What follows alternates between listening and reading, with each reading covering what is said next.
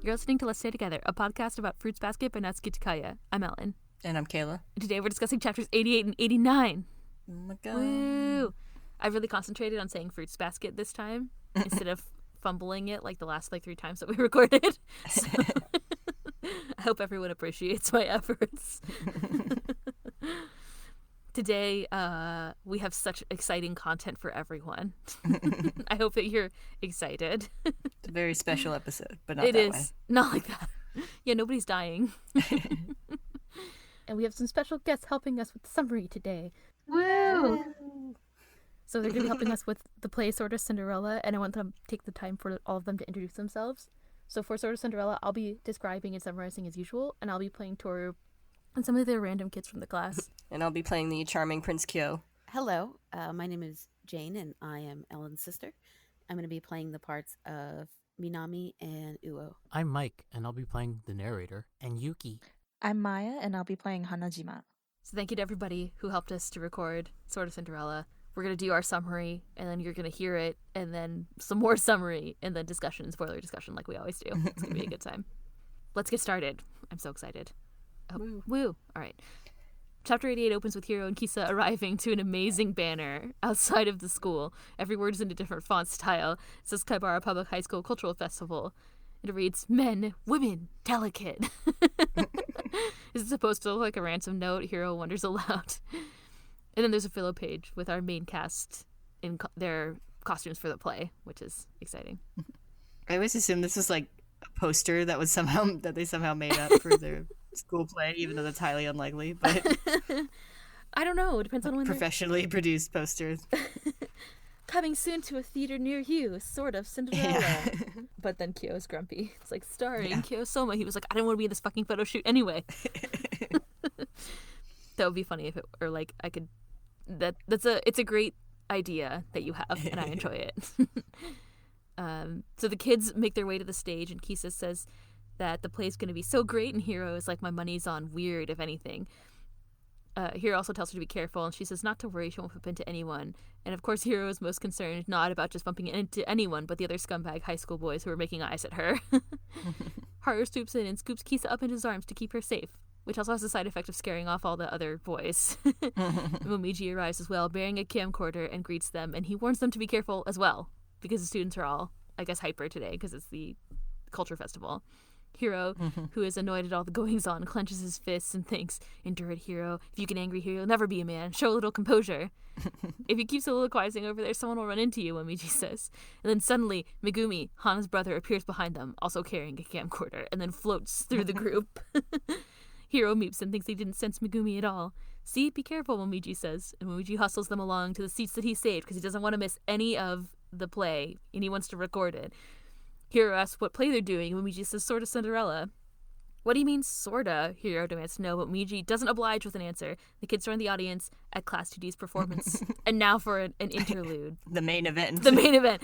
We now humbly present to you Sorta Cinderella with our special guests. Woo! Yeah, should we clap? I mean, yay! The play begins. A spotlight reveals a narrator who begins. Once upon a time, there lived a beautiful young girl named Cinderella. Due to various circumstances, she was regularly tormented by her stepmother and stepsister. But since her heart was also beautiful, she lived nobly and humbly. Minami, the Prince Yuki fangirl, enters with Tohru. Momiji and Kisa comment about how lovely she looks. Cinderella? Where are you, Cinderella? Have you finished our dresses? The royal ball is being held at the palace tonight! Another spotlight turns on and reveals Hanajima, dressed as if she should be working, hair covered, wearing an apron. She sips tea. Here I am. How dare you sit there drinking tea? You'd better have our dresses if you're lounging around like that. Mother! You can't possibly expect an amateur to make a decent dress. But if you're willing to be a laughingstock, then I accept the job. I have to advance the story, you little brat. But don't you embarrass me. More importantly, One-sama, would you like some tea? Oh, may I? No more frivolities for you. A ball was to be held at the palace that night. Rumor had it that Prince Charming was using the ball to find a bride. The stepmother was eager to marry her daughter into the royal family in the hopes of attaining a life of ease and comfort. Oh, if you want your precious sister back, then hurry up and finish the dresses. Oh dear, oh no. One-sama, how terrible. My sister has been taken away because some prince wanted a ball. Cinderella seemed deeply in love with a prince she'd never met. I won't forget this little prince. I should make a plan to storm the palace. Oh, but I have to make these dresses. I should drink some tea and calm down. Hana returns to her tea. Don't worry. A page flip reveals that Yuki has come on stage in his fairy godmother costume. Everything will be all right, Cinder. A barrage of camera flashes and screams from the audience distracts him. He's an angel, Motoko and Makoto think, crying tears of joy at gazing upon Yuki's beautiful visage. He struggles to continue. I'm, your fairy godmother. If you don't mind me saying, that was a lackluster introduction. Let's keep this on track. Oh, gentle Cinderella, for someone as kind as you, I will grant you whatever you wish for this evening. That sounds lovely. Burn the palace down. I'm afraid that's a crime. The audience gasps. Hana stands and clasps her hands. What most pure wish will Cinderella wish for? I wish for delicious yakiniku. That's not what I meant. Cinderella, That's my mother. I'm going to come in here assuming you finished the dresses. When Minami enters, dragging Tohru, two beautiful dresses have appeared. They're actually finished? I guess. Did you really make these? About that. Cinderella-san, these dresses are beautiful. You're such a skilled seamstress. I'm pleased that you like my handmade dresses so much. Well, whatever. We're changing into these and going out. But what about Cinderella-san? She'll watch the house while we're away. But... A spotlight reveals Yuki, the fairy godmother, behind Hanajima. Good work, fairy guardian. I wouldn't dare mention it. And now, it's your turn, Cinderella. Make your wish. Hana takes time on stage to consider it. Yakiniku. You should go to the ball in a pumpkin carriage. Let me just get that ready. The narrator continues. And so, largely decided on by the fairy guardian, Cinderella found her chance to go to the royal ball. The ball was already well underway, but although it was a pleasant party, the least pleased guest was Prince Charming himself. The scene changes to the ball. Kyo in his prince costume sits scowling on the stage floor, surrounded by background partygoers. Uo stands beside him in a prince costume. What are you breeding about, Sunshine? We threw this giant thing just for you. Now go and pick a lady. There are plenty of them here. Shut up, will you? I already said I'm not interested. No wonder you're a virgin. Hey, you're shameless, you infuriating sack of skin. Take a trip to the store and buy yourself some dignity. What was that? I'm worried about you, you stupid lug. And this is my thanks? Go buy yourself some courtesy. Momiji chuckles as he records the play. Kisa's confused. Hiro and the others in the audience are concerned. Despite this gentle persuasion of his fellow prince, Prince Charming could not be convinced to dance. Prince Charming, will you dance with? No. Might you be bothered to dance I with? said no. Find someone else. Prince? I'm not dancing, damn it. Kyo realizes that it's Tohru and stiffens with shock. Oh, I see. I beg your pardon. Wait. He also, of course, refused to dance with the stepsister. Kyo doesn't budge. Refused to dance with the stepsister. In a glorious ghosty panel, Kyo returns to Grump beside Uo. Why am I doing this? Uo thinks, Stop looking so depressed on stage. While the cheer of his guests filled the palace dance hall, Prince Charming fell deeper into despair. Hanajima returns to the stage, sweeping in a black gown. The audience is still somehow shocked at this. Watching for an opportunity, Cinderella arrived. Well, here we are. The ball. Wow, what a beautiful woman. Hey, check out that piece of tart. Ask her to dance. No. After falling instantly in love with Cinderella's beauty, Prince Charming asked the fair maiden to dance. No way. Yes way, as per the narrator. Hanajima, meanwhile, is distracted by the sizzle of nearby delicious yakiniku that the class has on stage as a prop for some reason. Hey, you. Kyo makes an uncomfortable request the only way he knows how, by striking a fighting pose, clenching his fist and shouting, Get over here and dance with me. Hana returns to the yakiniku, and Kyo returns to Uo. She turned me down. Don't kill yourself looking upset. Try again, Prince Charming. You don't know what I'm going through, so stop pushing me around. Just can it and go, you big baby. He composed himself and went to talk calmly with Cinderella, didn't he, Prince Charming? The audience also silently wishes the prince good luck, and Kyo thinks, It's not as if I have a choice. Fine. but he says, Hey, you. I'm very busy right now. Hana says, back turned to Kyo, tending to the sizzling yakiniku. Did you just come here for the meat? What is it? Do you have business with me? Would you like to talk to me? Talk? Very well. She turns to him, chopstick still in hand. Your aura is so pleasant tonight that it makes my brain throb. I'm begging you, choose an easier topic of conversation. Oh, how terrible. I'm afraid I must be going. Yes. Kyo thinks. Hana slips a high-heeled shoe with her used chopsticks in it into Kyo's hands, and she runs off as the stage clock chimes midnight. Now you can't say I never gave it to you. No offense, but you have no emotions. Cinderella, whose spell was limited to the strike of midnight, left Prince Charming with her heart torn in two. I was hoping for more meat. She left a single glass slipper in her delicate wake. Uo holds up the shoe. Use this to go find her. Huh? Oh, whatever. I couldn't care less. Uo whaps him across the face with the shoe. This is a gift! A gift that will lead you back to her! Don't waste gifts, and you call yourself a man? How? Think of all the star-crossed lovers who would kill for things this easy. All those star-crossed lovers who just want to see each other. Come and see me, damn it! See who? Though his fellow prince was biased, Prince Charming took the advice. He finally realized his true, deepest feelings. Kyo thinks. I never once wanted to see her. I wish I could see her, he thought sadly. He tried to fit the glass slipper on every girl in town, deciding that the one who fit the shoe was his beloved Cinderella. At last he came to the home of Cinderella and her family. On stage at Cinderella's house, another classmate extends the slipper on a pillow to Tohru, who says, I'm afraid that's not my slipper. The classmate asks if there are any other ladies in the house, and the evil stepmother chimes in. Oh, not even a mouse. Fine, let's get out of here. Oh, please wait. You haven't seen Cinderella-san yet. That wasn't necessary information. Kyo says, squeezing Toru's cheeks. Just a minute, Prince Charming. That information was very necessary. Hana enters carrying a spoon and a bowl of rice clearly half-eaten. Cinderella-san! I was expecting you, Prince. That slipper is certainly the one I left you. Now give it back to me. The audience recognizes Cinderella's arrogance and the fact that she's been snacking.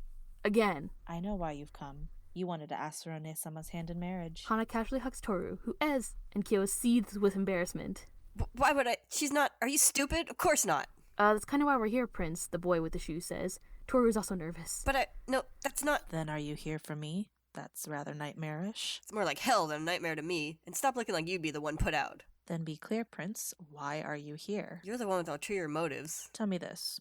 Do you plan to live a lie for the rest of your life? Locked in a castle, deceiving yourself daily, and only stopping at the moment you die? Kyo's taken aback, then becomes angry, glaring down at Hana. So what if I do? You can't tell me that would bother anyone. What happens to me is my own. Wait, but that would make you very... Tohru covers her mouth with her hand. I'm sorry, never mind what I just said. I just interrupted you, I'm sorry. Please go on with the story. I'm really sorry. The other kids on stage are all confused and annoyed. Kyo looks at Tohru, who's lost in her own thoughts, hand nervously at her mouth still. He thinks of what she just said and blushes. About that story, I couldn't help but overhear you. Yuki suddenly appears on stage again, much to Kyo's surprise in particular, who jumps back with them. My loyal servant has arrived. Although I'm not your servant, I realize that you marrying the prince would end in heartbreak. So I will ask one more time. What is it you truly wish for? Hana looks up and contemplates again. I want to manage a yakiniku shop with One-sama. Yuki looks slightly annoyed. The crowd thinks she'll never let that die. In that case, Prince Charming, support them in their business. I thought you were granting the wish. Prince Charming, I won't ask what you wish for. I only hope that it comes true by your own two hands. The crowd oohs at Yuki's glorious performance. What wonderful judgment! Confetti showers down as the play concludes. Yuki is nervous as the girls on stage swoon over him. Kyo grumps, Hana looks satisfied, and Tohru looks relieved. And so, Cinderella chose a path with no princes, and her yakiniku shop was blessed with good business. After proving that a woman can live a full life without marriage, she most certainly lived happily ever after. The crowd cheers, the gloomy claps in the background. What was that supposed to be? Hiro asks. We already told you, Momiji beams, looking at the recording. Haru looks over his shoulder and adds, Sorta Cinderella. And that's the end of chapter 89. Woo! It's very good. It turned out way... It was beyond my expectation, personally speaking. Oh, it was wonderful. I hope everyone enjoyed that as much as I did. Also, props to you for acting with the flu. I should call out. Thank you. I appreciated it. I appreciated your efforts. I think it helped my grumpy vibe. Yeah, it definitely, like, it's a, you can really feel the grump. Well, anyway, that was just half of what the programming we have planned for today. But I'll be the only one acting, I guess, for the rest, technically. All right, chapter 89 opens with Kyo immediately stripping out of his elaborate costume backstage as soon as the play is done and saying that he couldn't breathe in it. And he hears a familiar voice saying, I see, so you played opposite him, did you?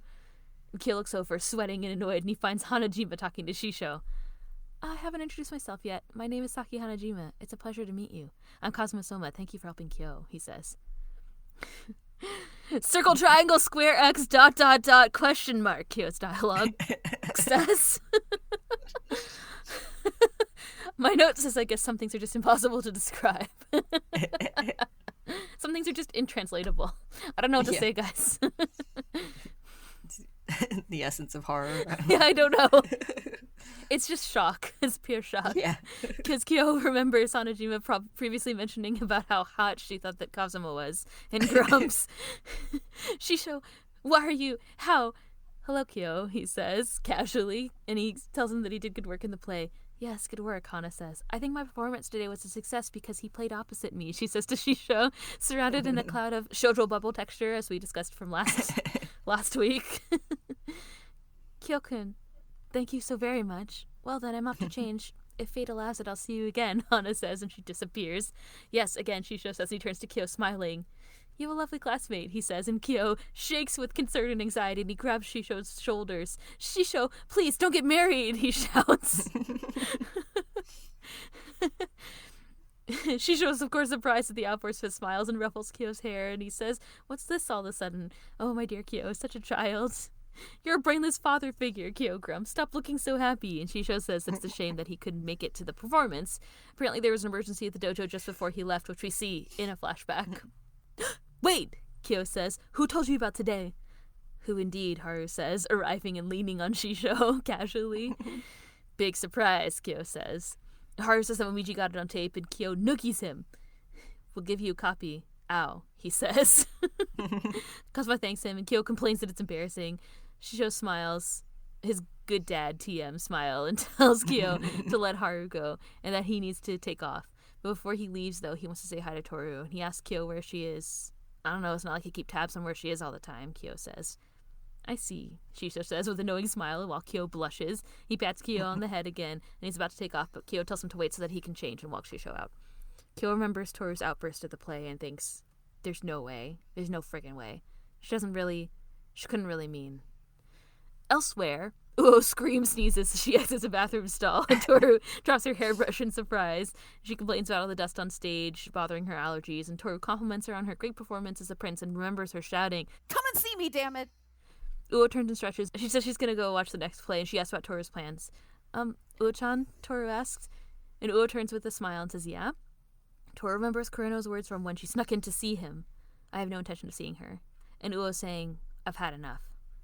Oh, Tohru says. Anyway, I was planning to meet up with Momiji-kun and the others.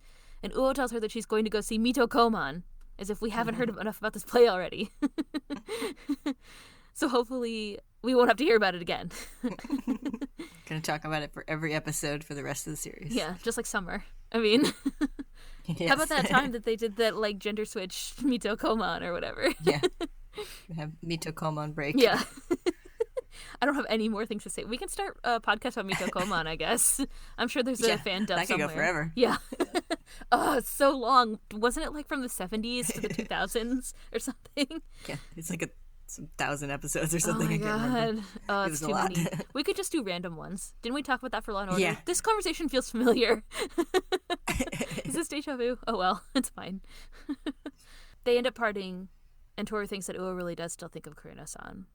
In the hallway, Momiji, Hiro, Haru, and Kisa find Tohru, and Kisa and Tohru greet each other with a huge, heart-filled hug. Momiji says that she was great in the play and that it was fun. Hiro looks annoyed, of course. And Kisa says that Tohru was pretty. Haru points to someone in a giant Mogeta costume in the background. And Momiji says that he recorded the whole thing so they can watch it together again later, perhaps to Toru's chagrin. Momiji-kun, do you need a machine to watch the tape? Nope, but I can put it on a DVD, he says. I'm not sure what that means, Tohru says, because she's still living in the year 1980, apparently. But when you're finished with the tape, maybe you could send a... You want me to give it to Kureno, right? Momiji whispers to Tohru. And Tohru freaks out, and she's like, how did you know that? I'm right? I really guessed right? Cool! It's like a famous detective story. The killer is amongst us! Momiji cheers happily, and Hiro and Haru think he's mixing detective manga references. And subtlety. While Kisa plays with the costume Mogeta in the background. Momiji explains that in reality he figured out when he heard Risa on stage, the thing that she shouted, of course. And he smiles a knowing smile and adds, and when I thought about you, Tohru, I thought I should be the one to take him a copy. It may take me a while, but my chances of getting to him are a lot better. And Tohru blushes with a look of concern and gratitude. Leave it to me, Momiji says. Haru tells him that they need to go back to their class for their shift at whatever it is that they're doing, and Tohru says that she'll show Kisa and Hiro around, and Kisa waves goodbye to the Mogeta in the background. This is one of those, like, amazing, like, little background things that's happening throughout the chapter. It's really wonderful. I have the page where they're first like looking at Mogeta and they just look so amazed. Yes. Like they're actually 12-year-olds or whatever. So they're cute. Yeah. Or whatever. Like, as if it's impossible that Mogeta's there. I don't know. It's really funny to me. Haru tells Kisa to be careful. You too, Hiro, he says. Hey, what's that supposed to mean? Hiro whines. Cripes, Haruni. You really are nice to everybody, even if we don't need it. But I'm starting to think that kindness is what made Rin so sad. Kisa and Tohru are surprised. And Hiro is like, ah! And he grabs his head. God, I'm such an idiot. He thinks I did it again. Again. I got annoyed and I took it out on him. I swore I'd never do that again. Hey, why did you just bring up Rin? Haru asks.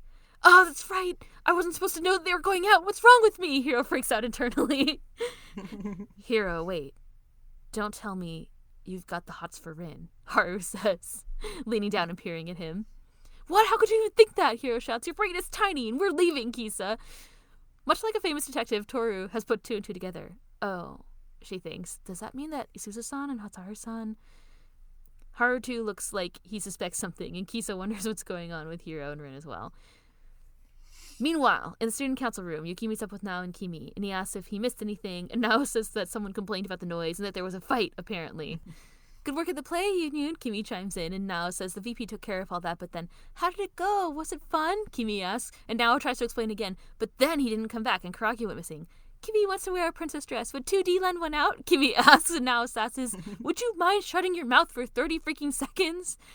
Kimi would like to be taken out to tea later, she says, and Yuki plays it off with a nervous smile. I'm sure if I can't, then someone else will invite you, Kimi, Yuki says.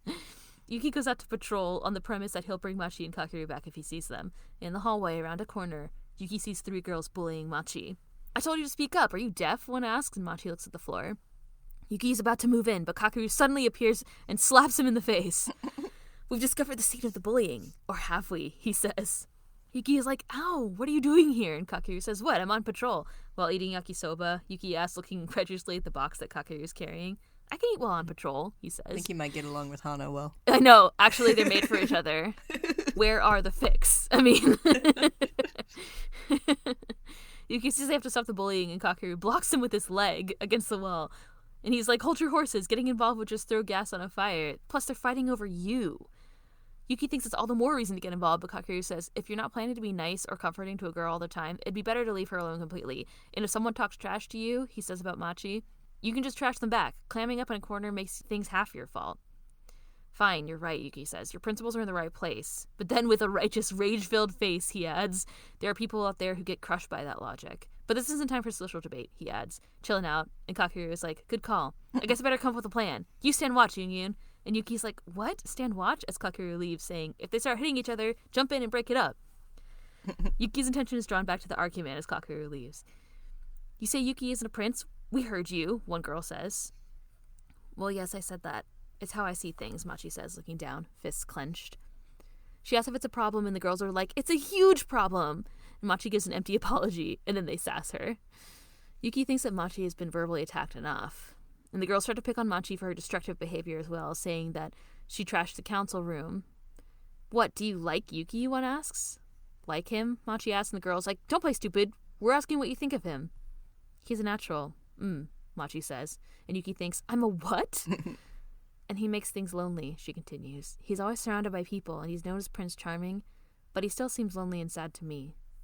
Yuki blushes at Machi's admittedly insightful description of Yuki, but the fangirls are angry and one shoves Machi. Do you dare talk like you know everything? And stop acting like you're smarter than everyone, they shout. But just as things are about to get worse, an announcement comes on the PA. Starting today at 3 o'clock, there will be a commemorative photo shoot with the student council president in front of the student council room. Would you like a photo with the president to commemorate today? We hope for as many people as humanly possible to participate. The fangirls freeze. I never heard anything about that. What time is it now? They all start to freak out and they run off to line up for a photo, and Machi is now free of the bullies and makes her way down the hall. Kakeru returns to where Yuki's waiting, annoyed, and wipes his brow. Alrighty, the broadcasting club sure is helpful in a pinch, he says. What a wonderful plan, Yuki replies, and then complains that now they have to do a photo shoot. Do it for Machi, Kakeru says with a wink, and then she asks how Machi's doing. Yuki says she seems okay, and that Machi said he's a natural. Huh?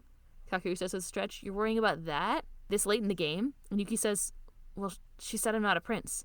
Oh, now I think I get it, Kakeru says. And he remembers their discussion in the hallway, back from when they were introduced before we even knew who they were. Yeah. So you're not a prince. She's pretty astute, don't you think?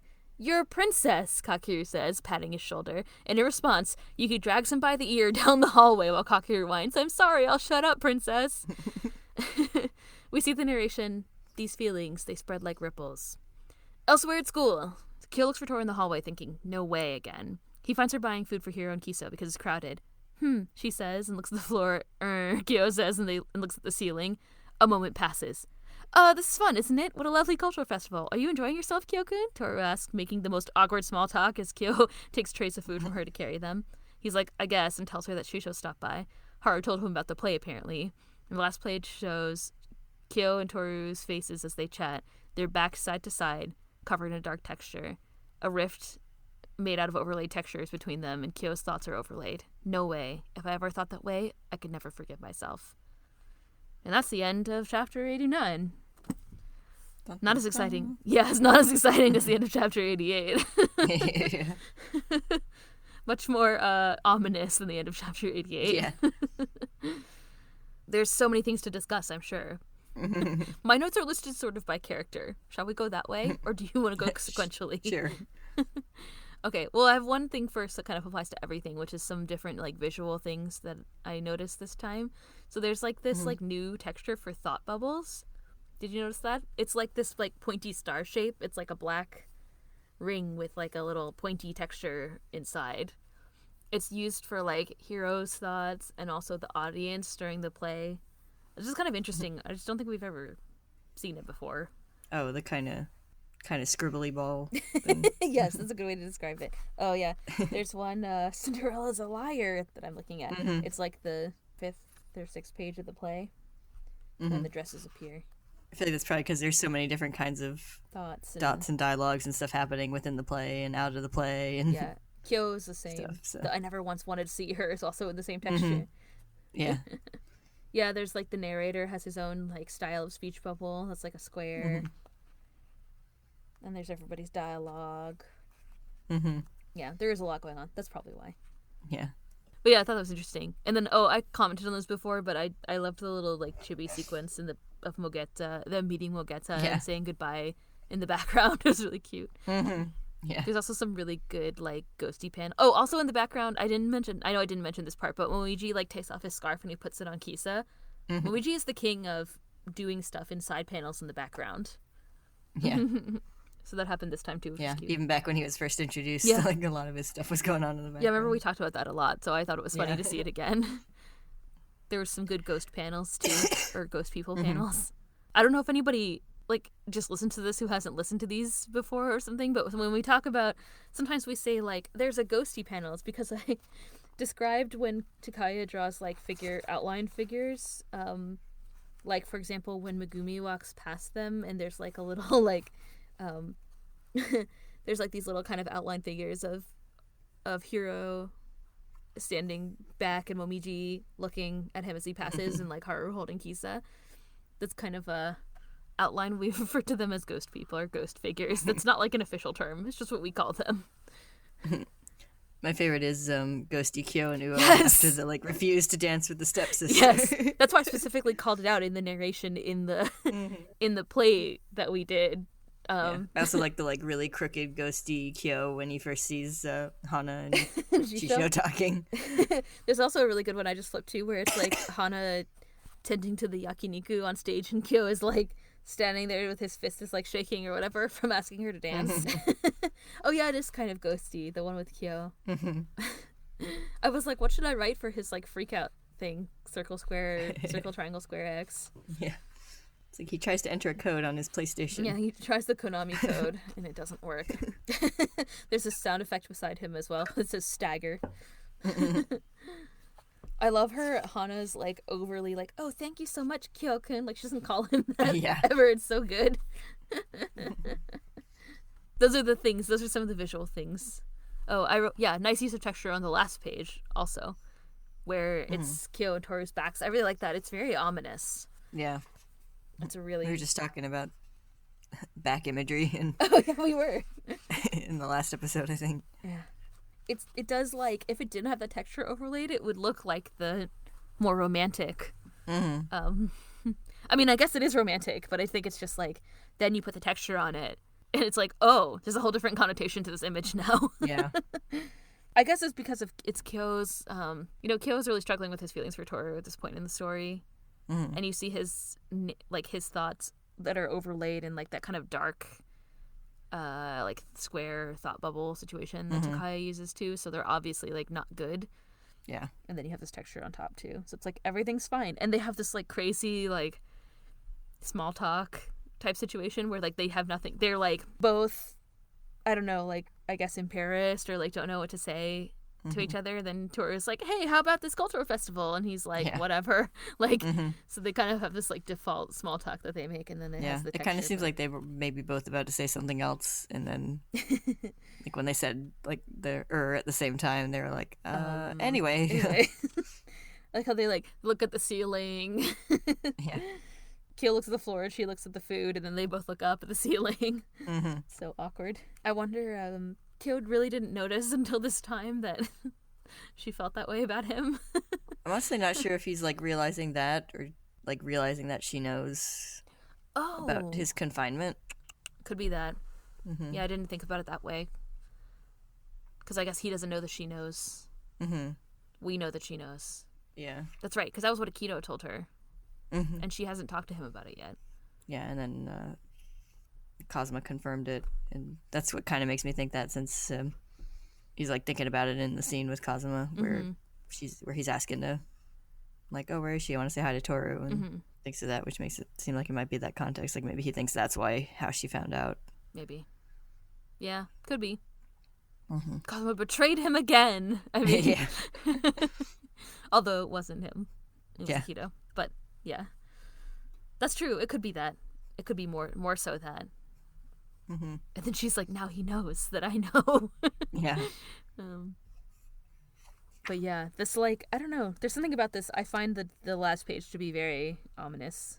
I wonder if it's supposed to, like, does it sort of represent this like moment in time where it's like awkward, like they're disconnected, or is it like beyond that sort of foreshadowing for unnamed things to happen in the future in terms of like just bad things that are brewing? I mean, the visuals are definitely of some kind of like rift or divide between them, since even besides the last panel that has the line like directly separating them, the two prior panels have their faces on either side of the line. Yeah.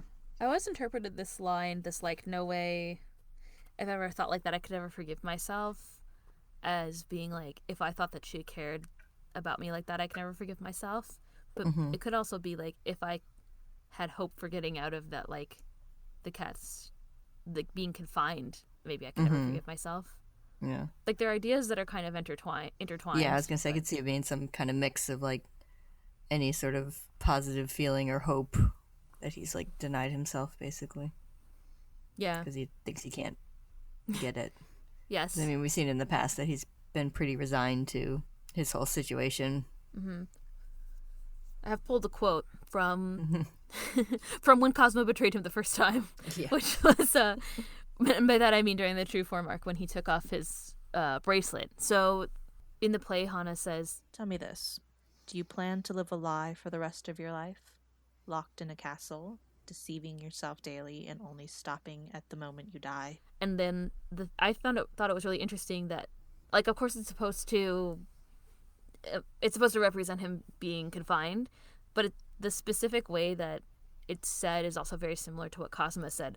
When his bracelet is about to be taken off, Kazuma says, if you don't fully accept your true form soon, you won't be able to progress. I do accept it, Kyo says. I accept that my life is worthless because I was born the cat, and it's the rat's fault. It's his fault that all this started. And Kazuma asks, are you going to continue to live that way even now, stopping your ears, closing your eyes? And then he thinks, shutting yourself off from the world with your hatred of Yuki. What I thought was very interesting. And so, of course, it's like, I'm sure that it was scripted to reference that. It's very interesting to me. And, of course, we just saw last time in chapter 87 that Kyo had that memory of him saying that kind of stuff, like Yuki is like this and the reasons why he hates him that are not true. And the woman in his memory is saying, like, if you didn't have someone to hate, then you wouldn't know what to do with yourself. So, anyway, I guess that's all kind of intertwined. Yeah, it seems to be kind of just like things pushing against his like understanding of how things are that he's kind of resigned himself to. like Yuki is like this and it's his fault that my life sucks. And then like I'm going to be confined and I can't have hope for anything beyond the time that I have now. And also I think I don't think he wanted Tohru to know that he was going to be confined. It's not really clear. I don't think it's ever stated. But obviously he never tells her, and most people don't really mention it. So I think like all of those things combined are like he didn't want her to know, and it seems like she knows, and also like the fact that she knows and she cares makes him very uncomfortable, I guess. Yeah, because that's another thing that's part of his like view of the world, is that like nobody will care. Yeah, I'll get locked away, nobody will care about me. Yeah, it doesn't matter if I die. Yeah, he even says it as recently as the play, where he says like, yeah, so what? That wouldn't bother anyone. Yeah, so what if I get locked? So what if it's like that and I'm locked away and until I die? It's only my business. I forget exactly what he says, but it's the same kind of thing that he always says to Tohru. He says, so what if I do? You can't tell me that would bother anyone. What happens to me is my own. And then Tohru cuts in. Him. He's kind of like, it's my own business. It doesn't concern you. He says, I think what he says to Tohru a lot is like, that doesn't concern you. So then he's like, yeah, if I thought that someone cared about me, then I would never forgive myself, I guess. It's open to a lot of interpretation. Yeah. As we've clearly done. It's like, that's what we're here to do. Yep. Interpret. Yes. I always really enjoyed Tohru's like kind of on stage confession, I guess. Just to think about it, that's very dramatic. Yeah. She's like, I'm sorry, just continue. Sorry. Yeah. They're like, we rewrote your part and you still can't nail it. Yeah. Yeah, I love all her repeated apologies. I love how Yuki's just like, okay, let's wrap this up. Yeah. It's like, I couldn't help it over here that you were struggling, so. Yeah. It's like, this is going nowhere. We're going to be here all night. Yeah. That's pretty good. We've already had 2 romantic outbursts on stage. And that was too many. Yes. Professional people. I guess we should talk about Uo. We can do that. Uo has her great romantic outburst on stage as well. Yeah. In her Uo way. Come and see me, damn it. It's great. Yeah. It's so good. It's very Uo. It is. The whole thing is very Uo, where she's like, I'm a prince too. Like, go talk to this, you go find a girl or whatever. It's really great. Yeah, I don't even think she's acting. She's just just being herself. Being Uo. Yeah, it's very wonderful.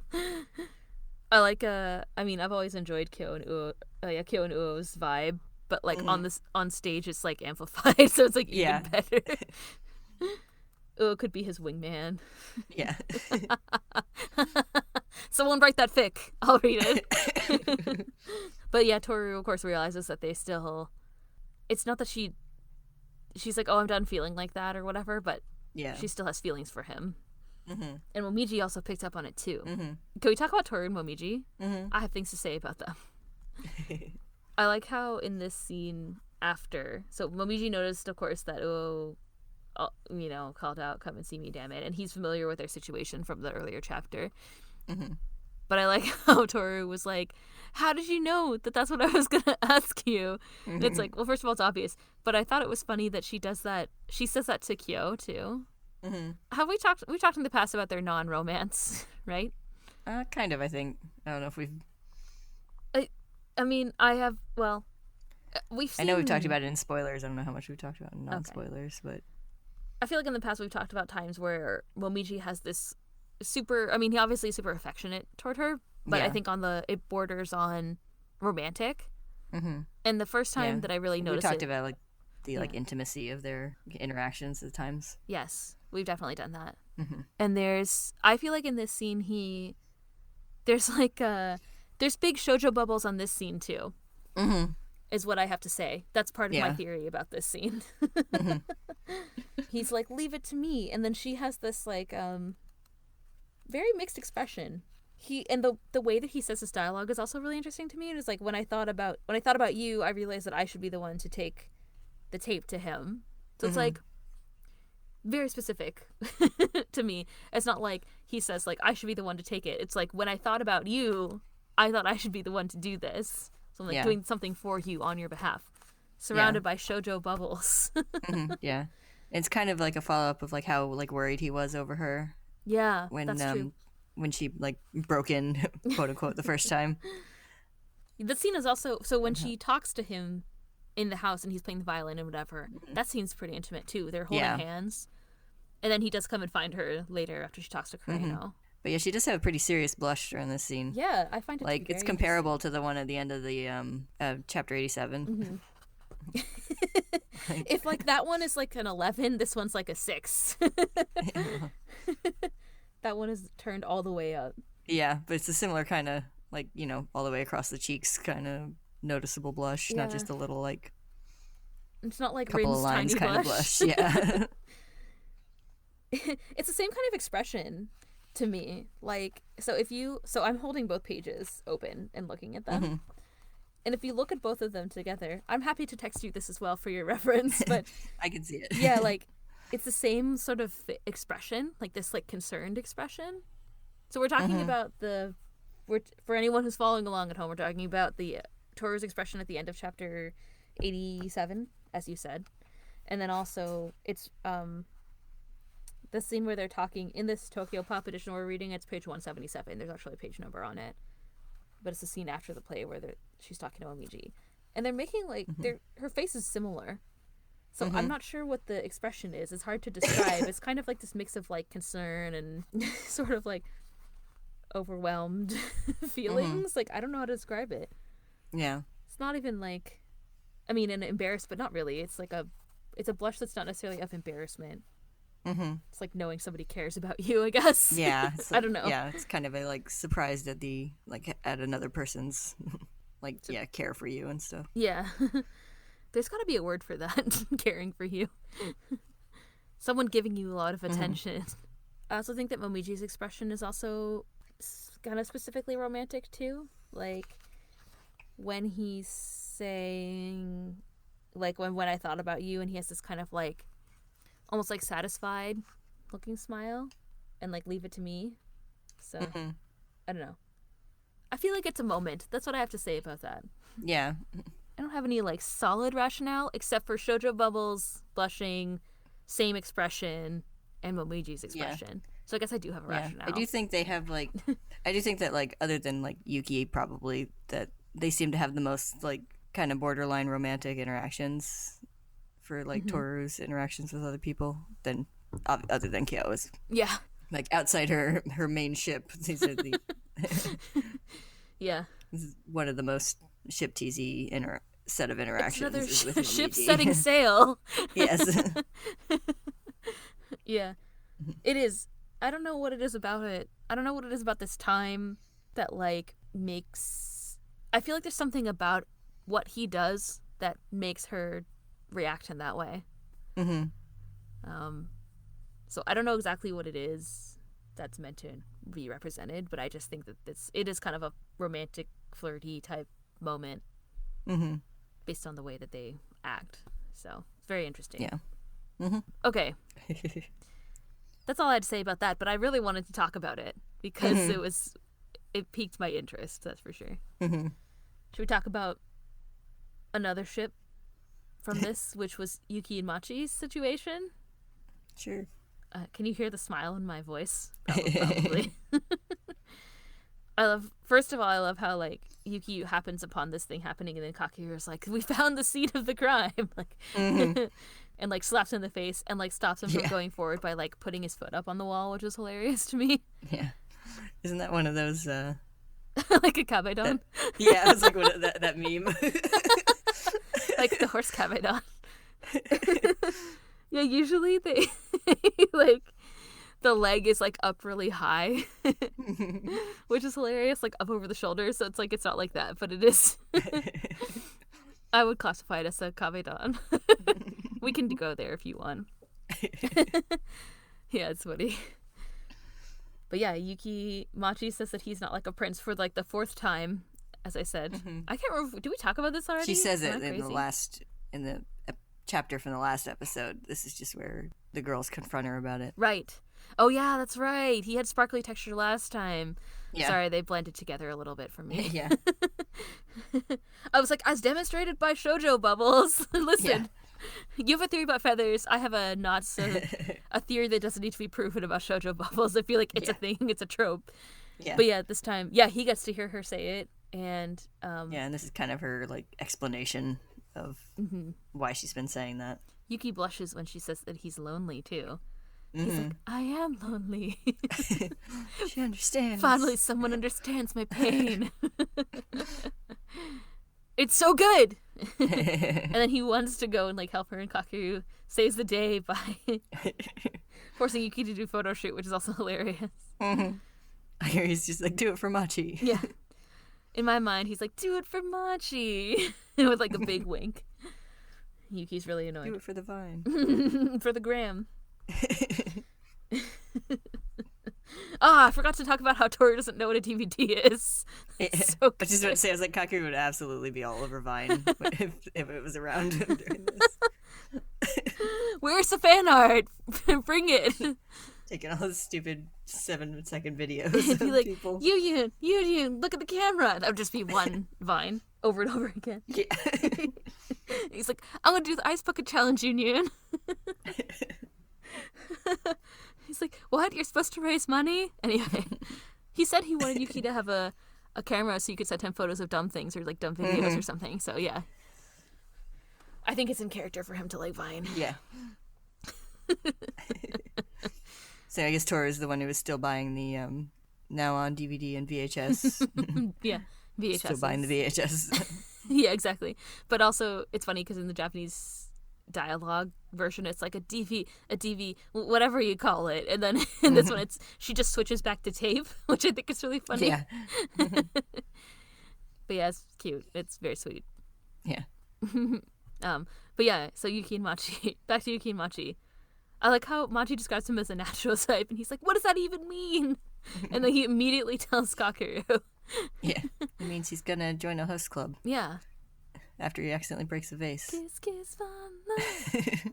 Kakeru's like, you owe a huge debt. Actually, Kakeru's more like Tamaki. So, yeah. Where's the fic? I mean, I've definitely seen Fruits Basket characters in Oron uniforms. 100% crossover. A lot of crossover, I'm sure. Especially probably student council. Yeah, well, especially since Momiji and Honey share a voice actor. And they're the same person. Yes. Yeah. Except without the martial arts, as far as we Yeah. know. If only He Momiji... could have trained. Yeah. He could have trained with Kazuma. You don't know. Yeah, we don't know that, actually. You're right. Who am I kidding? So anyway, it's a good time. But I don't have much more to say about it, except it's just Yuki's... he's in love. Yeah. And we finally get, more of what Machi's actually thinking. Yes. Since she doesn't say very much out loud. Yeah, because she doesn't have a chance. Yeah. She's surrounded by chaos. Even being bullied, though. Yes. Yeah. She's a non-chaotic person in a chaotic world. As a side note, I love how Yuki is pretty much come to terms with dealing with Kimmy. He's like, I'm sure that somebody will take you out later. Just kind of brushes her off, and now is like, can you please shut up? So good. Yeah. I enjoyed that little dialogue exchange. That was funny. It was worth it. Oh, yeah. Kakeru has his little rant. Did you catch it? He was like, he's like, well, people. It took me a really long time to understand who he's talking about because it's kind of vague. But he's like, you can't just if you're gonna be, you can't just be nice to a girl sometimes. I think that was the first thing he says, and then he's like, also you need to stand up for yourself. That was the second thing. And if you don't, that makes things half your fault. And I was like, is he talking about Yuki? I'm confused. I'm confused about this. But yeah, I guess he's talking about Machi. There's a panel of her when he says that. And Yuki kind of is like, I think your logic is bullshit. But that doesn't matter right now. We have to kind of move past it. So they have this kind of little mini debate, which is interesting. Because they're friends. Yeah. It seems the kind of thing that friends would do. Yeah. It seems like he's kind of at a crossroads between being protective and frustrated with Machi. Yeah, it seems like that's true. He needs her to he obviously is trying, and also I think he kind of mentioned that Machi isn't really responding to him. Didn't he say he tried to talk to her and she left or whatever before? So yeah, I think he's trying to care about her, but he doesn't really know what to do. So he's kind of well, you got to take care of yourself sometimes. And Yuki's like, no. Yeah. Oh, we also have to talk about Haru and Rin, weirdly. Yeah. Or I guess it's more about Hiro. I guess, like, that group. Yeah. Before we talk about the important stuff, I think it's cute that Haru has the little scene with Kisa, since, he was the one who's, like, so worried about her in her first appearance, so it's cute to see him, like, still looking out for her. He just comes in and, like, picks her up. Yep. And Hiro's like, stop freaking out. Yeah. Hiro's a good boy. He is a good boy. Also, I didn't feel like he was lashing out. Yeah. He's so hard Of on all his himself. internal monologues and freakouts in these chapters. And Miji's like, if you keep soliloquizing, someone's gonna run into you, which is hilarious. Yeah. Like, it was kind of a variation of that scene way back when Shigeru's like, if you're standing around like that, and then Hana appears as like, someone will bump into you. Oh yeah, that probably is, because it's Megumi, Yeah. so. Yeah. Yeah, that's true. I didn't catch that. That's hilarious. It probably is. Yeah. Damn it, It's also cute. Takaya. Yeah. It's also cute that Megumi came to see his sister. I like how he on the also brought a play. camera. Yeah. I was like, this is hilarious. I need to make sure that I include this. But yeah, then Hiro let slip about Rin, and he realized he wasn't supposed to do that. And I think it's funny how I think Haru's like teasing him, where he's like, oh, what? Do you like Rin? Yeah. Yeah, it seems like he's kind of like playing off like his actual reaction by like teasing Hiro to kind of like change the subject. Yeah, it kind of worked. But then Yeah. Tohru and Kisa are like, Yeah.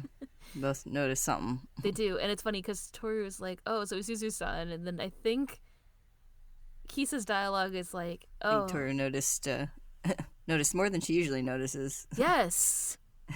She picked up what he was putting down. Did she know anything about them before? I don't think so. I don't think so. Although, like, Rin would- talks about him a lot, right? Like, she's like, you and Haru are both you're too nice. I'm pretty sure she said. Unless she thinks it, which No, is I can't. possible. I was gonna say I can't remember if how much of that she said out loud. I feel like most of that was like internal thoughts. I can make an ETA for next time. Yeah. I think it is mostly her internal thoughts. I don't think she would let on to Tohru that something so personal, Yeah. for the most part. Even though she made Jello for her. But yeah, anyway, it's just it was a little like tidbit that I forgot happened. So now Toru's kind of in the know. Oh, maybe should we talk? Do we need to talk about the play? Is there more to say about like their roles in the play? Like, Yeah. Not really. I mean, it's mostly comedy. yeah. And I thought about that for a while. I was like, yeah, I don't know. I think it's funny that you pointed out that like Uo is kind of just like being herself, which is yeah. hilarious. I feel like Hana's kind of being herself too, actually. Everyone's having a little too much bleed through between their personal lives and their Character bleed. characters in this play. Yeah, it's kind of funny because like I guess typically in a literature situation you would have a play and then people are able to be something that they're not. But I think in this case the play lets them act out what they really feel, which is kind of interesting. Right? Mm-hmm. So it's kind of it's a cute kind of subversion, I think. Yeah. In a small way. Yeah. I feel like I think like Yuki and Minami are the only ones who are actually acting. Yeah. Attempting to act. Yeah, Minami and Yuki are like the only ones who are like trying to act. Yeah. And everybody else is just like, I'm me. I'm grumpy. I'm in love. I only care for yakiniku, etc., etc. Yeah. Good. Then maybe we can move on to spoilers. Sure. So, I hope everybody enjoyed our Sorta Cinderella rendition. I enjoyed it. If you have any things that you want to tell our actors, we can pass on a note to them, I guess. But yeah, I don't know. Thank you all for listening. If you if you want to send us a note, you can. Next time we'll be talking about chapters 90 and 91. It won't be as exciting as this time, but I'm sure it'll still be pretty great. Thank you all for listening. We'll see you next time. Bye-bye. Bye.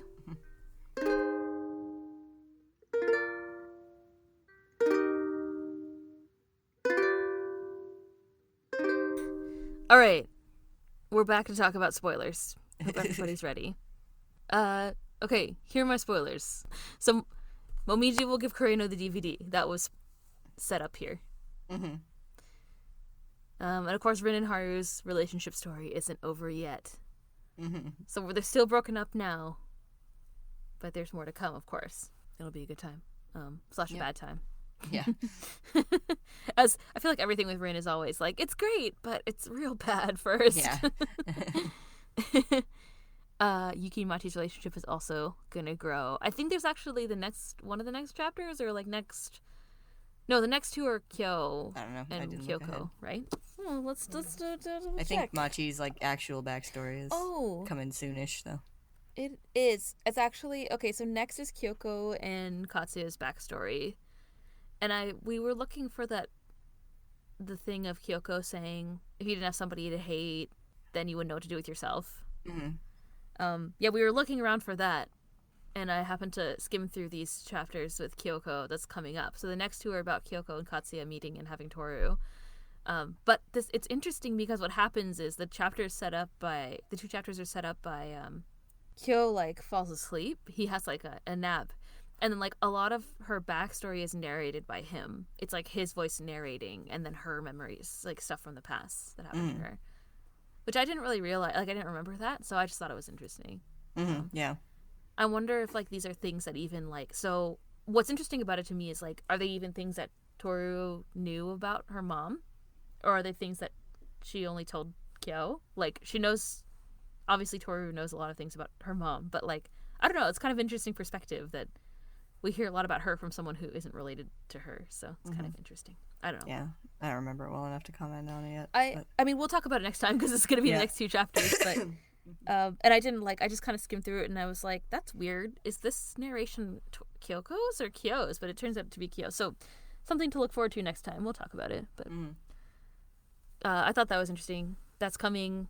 Oh, my note right here says we're talking about Kyoko and Katsuya next time. I didn't even have to look at the manga.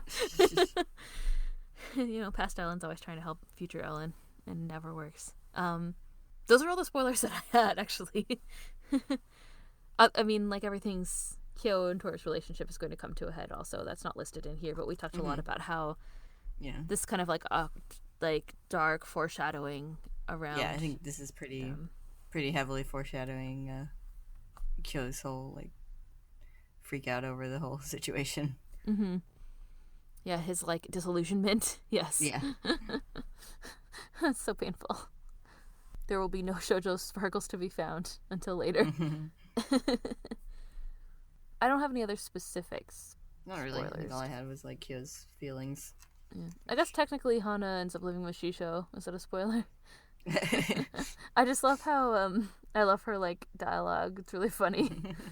Trying to be all sweet to Shishou. And Kit was like, what the hell? What the hell? This might be the shortest spoiler section we've ever had, if that's it. Yeah. It's fun. It is like, we've been building up to Sorta Cinderella for a while, like for the last like couple of chapters on like the thing that's hanging. Like Yuki's kind of set up to move forward, but now it's like Kyo's turn. I think a lot of chapters we looked at in the past kind of maybe like 10 to 15 have been a Yuki focus, like focused on his backstory and him sort of like working through the feelings that he had in the past and talking to Kakeru and whatever. And Kyo can't talk about the things that he's feeling about Kyoko for a long time, right? And so this is now, we're going to get her backstory and we're going to learn more about some of the things I think that are holding Kyo back from feeling comfortable being in a relationship with Tohru, in addition to like the curse and the confinement and all the other things, right? We'll get more of the mom connection. So that's all I have to say. Yep. Anyway, I really hope everybody enjoyed Sorta Cinderella. It's all that mattered to me. We enjoyed making it. Yeah, we did. And I want everyone to know that all of our guest voice actors were the ones who demanded that I add extra sound effects. So. I think the sound effects are a good choice. The sound effects make me really happy. It turned out, I think it all came together well, but it was funny that it was a good group effort, I'll say. I don't think we could have done it without them, actually. So. Definitely wouldn't have had the same pizzazz. It would just have been me doing every other part, and then you being like, I'm tired and dying, so I'll do Kyo. See if any coughs don't get edited out. You want to do one for the group? I mean, Yeah, because it's like, just so you know, I've been coughing the whole time. yeah.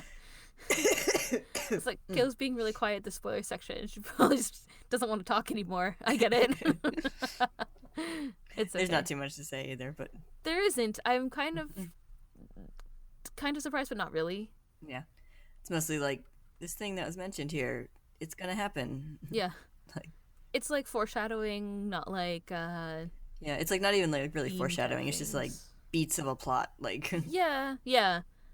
like Yeah. a beat happened this chapter, another beat will happen later. Like we will continue down this plot train. Yeah. The plot train of Uo and Momiji and Toru trying to set up Uo and Kureno. Mm-hmm. The Haru and Rin getting back together plot train, and then all the other romantic relationships happening. Unfolding in full shoujo sparkle glory. All the shoujo textures. Yes, shoujo textures for everyone. I don't have anything else important to say. I think we should wrap it up. Okay. Okay, good. Before my power goes out for the third time. Yeah. All right. Thank you all so much for listening. So we'll talk about Kyoko next time. It's going to be a good time. I'm excited to get to know her again. It's been a long time since Toru mentioned her, actually. Mm-hmm. So that'll be cool. All right. Thank you all for listening. We'll see you next time. Bye-bye. Bye.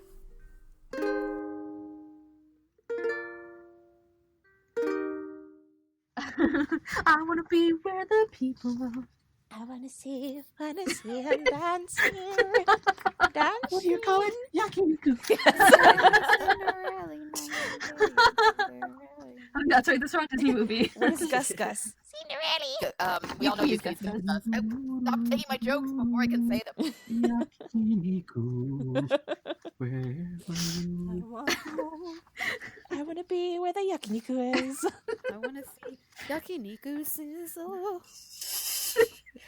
I want to see fire on the table. Watch it. What's that called again? There goes the wallet. I hunger and now I really want yakiniku. What do I hear? What do I smell? The sound Where is that fragrance wafting coming in from. Yakiniku. Part of your grill. I guess I have to cut this in. What would I pay to spend a day out in this restaurant? Yes, I can live warm under the fan. We were listening to the song in the car the other day, and Mike was like, of course they reprimand their daughters on land, and I was like, that's the point of this They movie. Reprimand their Hanas. Hana would not take reprimand. Sick of acting, ready to grill. Ready to eat, yes. And ready to go where the meat goes. Ask for chopsticks and get some questions. She has to have that smoker voice. Check out this piece of tart. Check out this piece of tart. Hey. Hey. Hey. Oh, check this piece of tart. Wow, wee. Whoa. Check this piece of tart. That's gonna dance. She's a I man told you it would have been from better the if I made her Bronx. that voice. It would be funnier, but it would be better. It would be absolutely better. I don't know who you're lying to, me or you, but it would be better. This is a gift that will lead you back to her. Don't waste gifts. You call yourself a man. Think of all the star-crossed lovers who would kill for things easy. All those star-crossed lovers who just want to see each other. Come and see me, damn it! I told you it would have been better. Hello, it's Ellen. You probably just listened to us talk for, an hour and a half about Furuba. If you want to send us a question, you can find us on Twitter at staytogetherpod, on Tumblr at staytogetherpodcast.tumblr.com, or you can send us an old-fashioned email at staytogetherpodcast@gmail.com. Kayla and I want to keep creating podcasts and keep them ad-free. So if you like what you're listening to, please consider giving to our Ko-fi at ko-fi.com/staytogethernetwork. Thank you always for listening and for all your support. We'll see you next time.